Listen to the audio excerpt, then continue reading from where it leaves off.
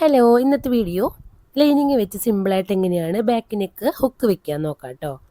ആദ്യം കഴുത്ത് കട്ട് ചെയ്തു, അതിനുശേഷം താഴേക്ക് സെൻറ്റർ എടുത്ത് 2 ഇഞ്ചിൽ ഇങ്ങനെ കട്ട് ചെയ്ത് കൊടുക്കുകയാണ്. ഇനി നമുക്ക് നല്ല ഭാഗത്ത് ലൈനിങ് വെച്ചതിന് ശേഷം 1/2 ഇഞ്ചിൽ അടയാളപ്പെടുത്തി കൊടുക്കാം.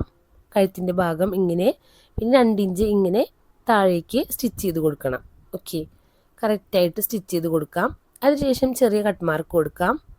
കട്ട് ചെയ്ത് കൊടുത്തു. ഇനി നമുക്ക് കഴുത്തൊന്ന് നോക്കി നോക്കാം. ശരിക്കും ഫിനിഷിങ് വന്നിട്ടില്ല, താഴെ ഭാഗം കുറച്ച് ഫിനിഷിങ് കുറവുണ്ട്. അപ്പോൾ നമുക്ക് വീണ്ടും ഇവിടെ വി പോലെയുള്ള ഭാഗം ഉണ്ടല്ലോ, അവിടെ കുറച്ച് കട്ട് ചെയ്ത് കൊടുക്കണം. സ്റ്റിച്ചിമ്മ തട്ടാതെ വേണം കേട്ടോ കട്ട് ചെയ്യാനായിട്ട്.